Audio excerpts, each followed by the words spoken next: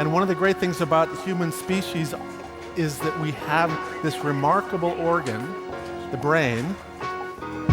La tête dans le cerveau. Biologie, cervelle, synapses, neurosciences, physique. The human brain really is the most unique gift of our species. Avec Christophe Rodeau.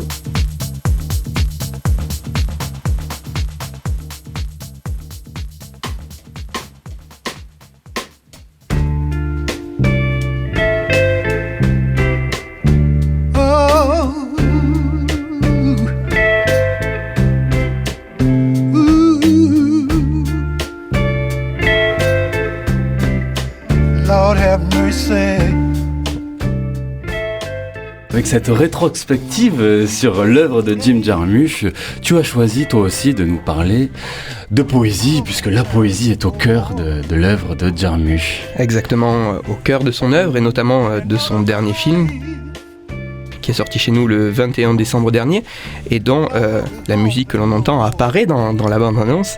En 2 mots, ce film suit notamment le quotidien de Patterson, chauffeur de bus et poète à ses heures. Ce long métrage doux et poétique place la poésie au centre de l'œuvre. Ce film m'a donné envie de m'interroger et de me poser la question, pour le cerveau, lire de la poésie, est-ce la même chose que lire n'importe quel type de texte ? Et alors, as-tu trouvé une réponse ? Je vais pas te mentir, la poésie, c'est pas énormément étudié en neurosciences. Mais j'ai trouvé un début de réponse dans une étude réalisée par des chercheurs anglais en 2013. Les scientifiques ont essayé de répondre à cette même question, à savoir, est-ce que lire de la poésie est identique pour le cerveau que la lecture d'un texte quelconque ? Pour trouver leur réponse, ils ont fait passer une expérience à un peu plus d'une dizaine de participants. Chaque volontaire avait pour tâche de lire un texte précis à l'intérieur d'une machine IRM, imagerie par résonance magnétique. Les participants devaient notamment lire des extraits de textes quelconques ou des poèmes. Les textes ont été correctement sélectionnés afin d'avoir des thématiques assez proches et des contenus émotionnels relativement stables entre les textes non poétiques et les textes poétiques.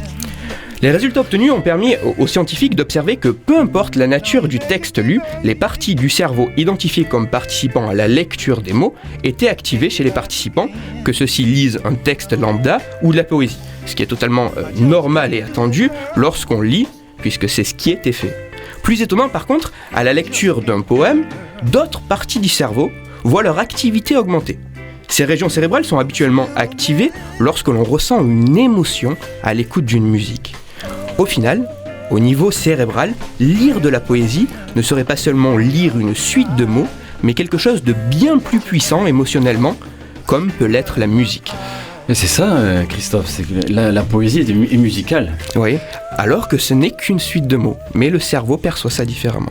Je trouve ces résultats assez beaux et poétiques pour le coup, mais mon côté scientifique m'oblige toutefois à nuancer tout ça, tous ces résultats, car comme j'ai l'habitude de le dire dans mes chroniques, la science demande du temps, et il faudra voir si les résultats de l'étude que je viens de présenter peuvent être reproduits par d'autres chercheurs, dans d'autres laboratoires pour savoir si les conclusions sont réellement fiables. D'autant plus que ces résultats sont issus d'une technique d'imagerie cérébrale, l'imagerie par résonance magnétique fonctionnelle.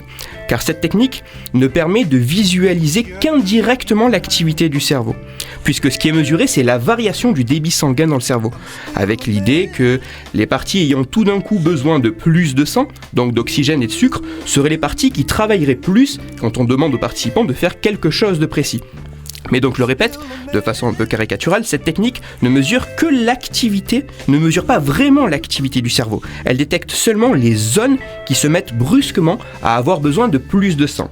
Et en plus de ça, derrière tous ces résultats, issus de cette technique d'imagerie par résonance magnétique fonctionnelle, on a tout un tas de calculs scientifiques qui sont très complexes et qu'il est parfois très difficile de maîtriser. Pour preuve, une étude suédoise publiée il y a quelques mois a montré que les faux positifs en imagerie par résonance magnétique fonctionnelle, qui habituellement tournent autour de 5%, ce qui est totalement normal, en neurosciences pouvaient bondir à près de 70% si les analyses statistiques n'étaient pas correctes, ce qui peut malheureusement être le cas. Il faut donc prendre avec précaution et discernement les résultats issus de ces études en imagerie par résonance magnétique fonctionnelle. Ce qui est intéressant, c'est de se dire, si la poésie n'est pas musicale, si elle est sans rime, est-ce qu'elle peut activer les mêmes zones, ces mêmes fonctions du cerveau ? J'ai pas détaillé, mais effectivement, ils sont intéressés à des poèmes avec rime, avec des poèmes pas avec de la rime, avec quelque chose de beaucoup plus difficile à percer, et on retrouve ces zones liées à l'émotion musicale. Toutes les références de ma chronique se retrouveront sur mon site Cerveau en argot. Et aujourd'hui, je propose 2 conseils de lecture qu'on retrouve gratuitement sur Internet. Le premier article approfondit l'étude que j'ai mentionnée au sujet de la poésie. Il se nomme « La poésie, une douce musique pour le cerveau » et il est consultable sur le site futura-science.com. Et le second article revient sur les problèmes des analyses statistiques en imagerie par résonance magnétique fonctionnelle. Il se nomme « IRM fonctionnel ». Trop de faux positifs et il est consultable sur le site pourlascience.fr. Merci Christophe, et on peut te retrouver sur Twitter, c'est ça ? Exactement, @Christophe-Rodo, RODO, et sur mon blog Cerveau en argot. Et comme toutes les semaines, si vous, auditeurs, vous avez des questions ou des sujets dont vous souhaiteriez que je parle, n'hésitez pas à me le faire savoir directement sur Twitter. Christophe Rodo. La tête dans le cerveau.